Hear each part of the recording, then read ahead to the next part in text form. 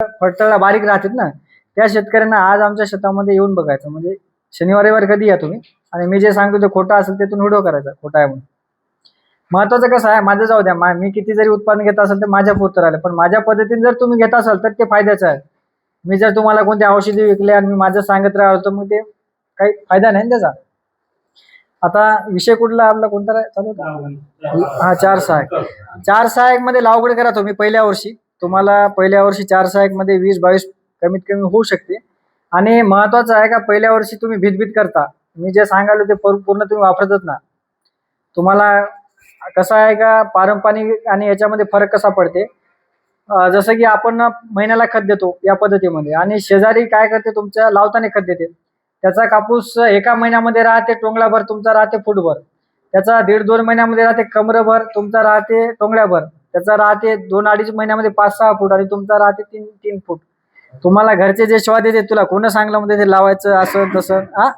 तर त्यावेळेस तुम्हाला कॉन्फिडन्स, कापसाच्या 3 वेचण्यावर कापूस वाढायला पाहिजे. तुमचं कसं राहते की कापूस वाढवायचे कॉम्पिटिशन लय राहते. शेजाऱ्यांना डोन टाकले म्हणजे शेजाऱ्याचा कापूस आपल्यापेक्षा 15 दिवसांना पुढे असला, आपला 15 दिवसांना मागून असला, आणि शेजाऱ्याचा वाढायला की आपल्याला झोपत लागत नाही. त्यांना 2 टाकले की आपण दुसऱ्या दिवशी 4 टाकतो, आणि 15-20 दिवसाला काय करतो, महिन्याला त्याच्या पुढे नेऊन घालतोच कापूस. मग गावात येऊन काय म्हणतो आपल्याला की या शेजाऱ्याचा म्या कापूस 15 दिवसांना आधी होता, पण म्या कापसाने त्याला दाबलं म्हणते. दाबलं म्हणजे काय झालं, त्या फांद्यातलं अंतर लांब पडलं. तुमचं कसं आहे का गाडी चालवतो ना, मोटरसायकल आपण, गाडीचं कसं ऍक्सिलेटर लय वाढवायचं आणि जोरात ब्रेक मारायचा, नंतर तुमचं लायनर गेलं, पेट्रोल गेलं, आणि टायर घासले. तुमचा तसा प्रकार आहे, त्याला वाढवता लय तुम्ही. आणि दुकानदाराला आपण म्हणतो की मला वाढायचं द्या, म्हणते मग कापूसच वाढायला म्हणते. मग लय वाढला की मग काय करतो, लिवोशन मारतो. म्हणजे पहिले त्याला लय पळवायचं, नंतर थांबवायचं. म्हणजे पळवायची औषधी तुम्हाला फुकट भेटते का? थांबवायचं पण सातबारावर भेटते का? सुरुवातीपासून पहिली फळफांदी हे फक्त जमिनीपासून 3 इंचावर यायला पाहिजे. पण तुम्ही लावताना खत दिलं की खालून डायरेक्ट 1-1.5 फूट काहीच लागत नाही त्याला, कारण कृषी विद्यापीठात तुम्हाला सांगते की लावताना खत द्या. तुम्हाला दुकानदारच सांगते की लावताना खत द्या. खालून जर तुम्ही खत दिलं तर खालून 1-1.5 फूट काहीच लागत नाही.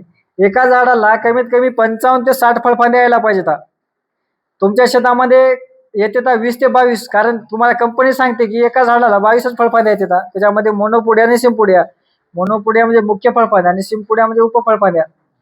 तर याच्यामध्ये तुम्हाला जास्तीत जास्त फळफांद्या लावायचं असेल तर खताचं मॅनेजमेंट लय महत्वाचं आहे. तुम्ही खतं जास्त दिले आणि टॉनिक टाकलं, पीजीआर टाकलं, वरखत टाकलं की अंतर डायरेक्ट लांब पडते. पहिल्या 1.5 ते 2 फुटामध्ये 14 फळफांद्या असताना फक्त 2 बोटं बसायला पाहिजे, आणि 14 फळफांद्याच्या पुढे 3 बोटं बसायला पाहिजे.